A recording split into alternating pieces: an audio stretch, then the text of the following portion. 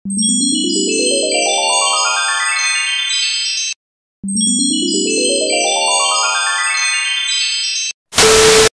ating lahat. So, for today's video po ay samahan nyo ako doon sa may niyog. Meron pong niyog dito sa likod ng bahay namin na kailangan putulin, no? Kasi medyo delikado na siya at mataas na rin siya. Ang niyog po na yan ay matagal na namin pinag-usapan ng asawa ko na ipaputol. Kasi nga, maglalagay din kami ng pader dyan sa likod. At kailangan wala din yung niyog na yan. Tsaka yung magpa-file din ng hollow block dun sa may bandang likuran, banda ron, istorbo din yung niyog na yan. At dahil sa niyog na yan, kailangan nyo ng putulin at tanggalin. Siyempre, medyo mahirap na proseso ito dahil tanggalin yung mga bunga, saka yung mga dahon, bago pagputol-putulin yung kanyang puno, yung katawan ng niyog. So, magvi-video muna tayo guys. Samahan nyo akong ipakita ko sa inyo kung paano yung itsura ng niyog sa likuran at paano yung proseso niya. So, titingnan natin dahil wala din akong idea sa pagdating po dito sa pagputol ng niyog. Kaya naman, ako'y inyong samahan. By the way guys, kung nagtataka kayo kung bakit ako nandito na sa bahay namin, syempre dahil matinik ako, nakatakas ako sa kamay ni Boss Jojo. At dahil nga wala yung asawa ko dito, kaya mag-isa kong gagawin ito, kaya kumuha ko ng tao para gumawa nito. Instead, yung asawa ko na lang ang gagawa para nakakatipid kami, hindi na kami kailangan magbayad. At dahil nga nagpapaimbestiga na rin ako tungkol sa asawa ko kung ano ang nangyari, kaya maghintay na lang po tayo sa resulta.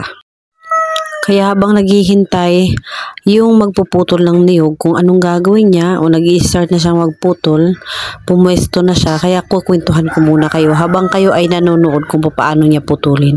Itong tao po na ito ay recommendable po ito, no? Napakalinis niyang gumawa, kapitbahay lang po namin ito. Napakalinis niya pong magtrabaho. Meron pong wire dyan, may cable po dyan sa tabi ng puno, no? Sobrang mga ilang dipa lang po mula sa puno ng niyog, pero nagawa niya talagang hindi masabitan ng dahon ng niyog o madamage yung cable ng kapitbahay namin. At syempre dahil nga magaling siya, kaya kung merong gustong magpaputol ng niyog ay itong tao po na ito ay may recommend ko po. Wala po siyang helper, siya lang po mag-isa.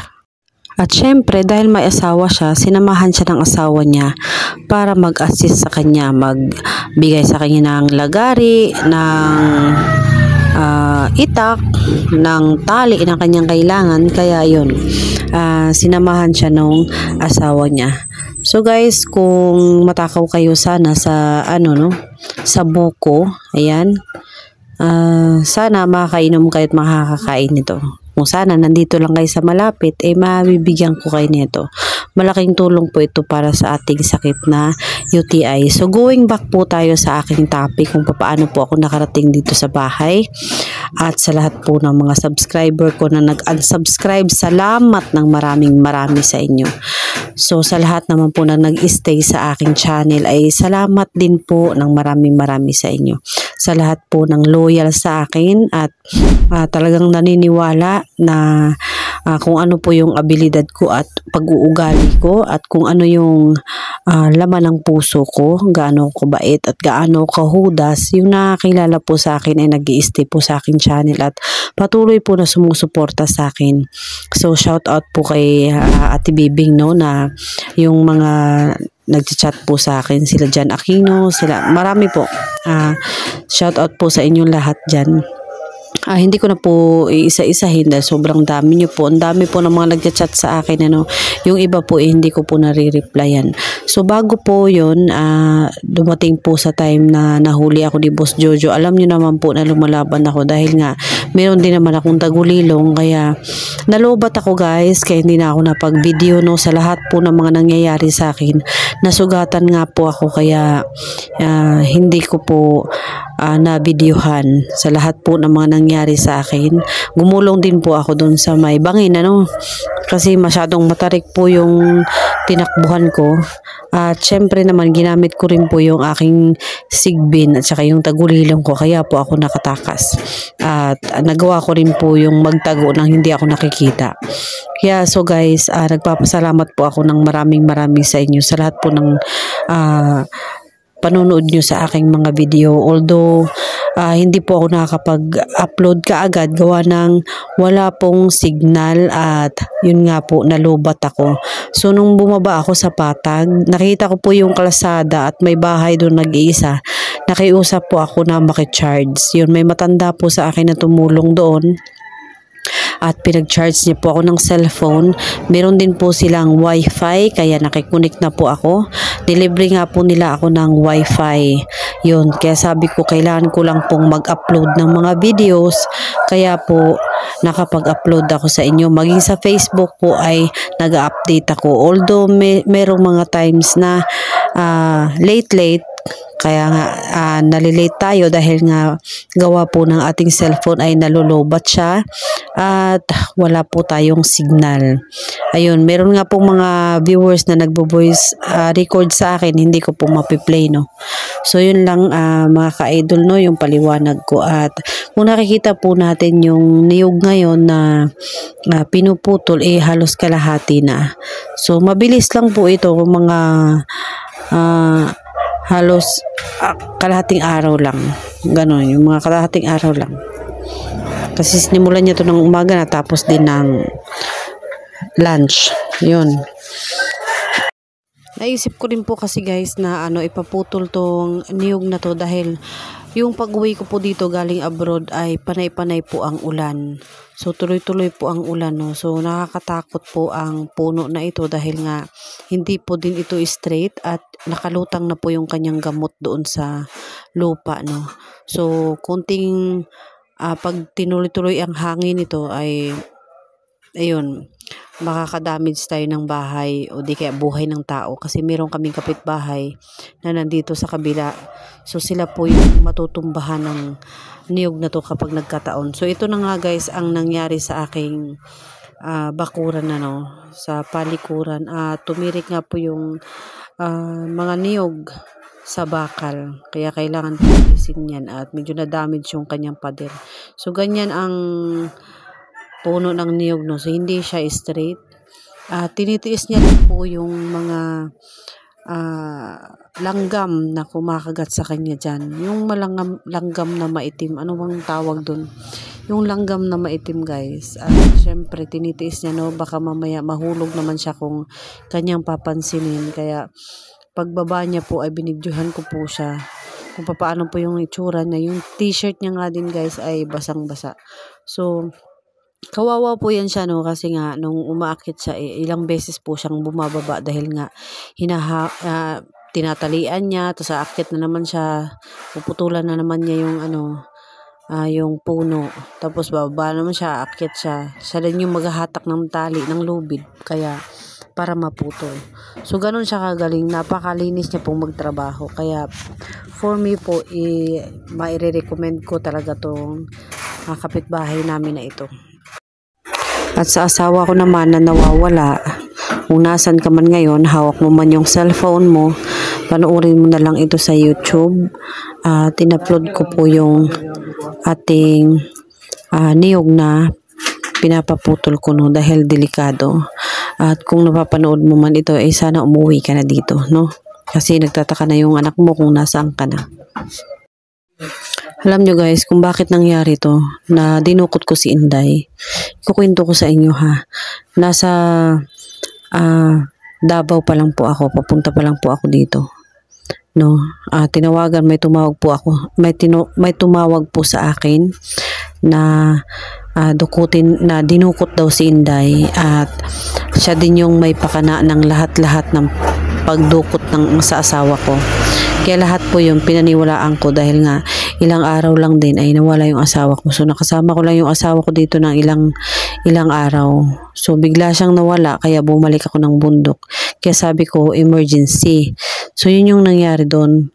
Kaya nung pagbalik ko ng bundok, guys, si Inday po yung napagbuntungan ko ng lahat ng galit ko. At kung hindi man totoo na si Inday yung may pakana ng lahat, humihingi po ako ng kapatawaran, patawarin niyo po ako. At isa po, pinasok ko talaga ng sadya yung kampo ni Boss Jojo, no. At nung kinausap niya ako ay sinabi niya sa akin na yung mga tauhan ko, na tauhan niya, mamimit ko sa mga gantong lugar, gagamitin ko lahat ng mga alipores niya, at sasamahan ako sa lahat ng lakad, at sila yung magtuturo sa akin kung nasan si Inday. Kaya naman po, sinadya ko rin yun na gawin yung mga bagay-bagay na yun para malaman ko kung ano yung mga kalakaran ni Boss Jojo, no? Kung ano yung mga plano niya, kung ano yung saan yung kampo niya, lahat-lahat po yun ay nais ko pong alamin. Kaya lahat po ng mga pagkukunwari na kailangan ko po talagang saktan si Inday para hindi ako mahalata ng mga kasamahan niya. Pero hindi po yung pananakit ko kay Inday, kung titingnan niyo po sa video, ay hindi po yung kasakitan.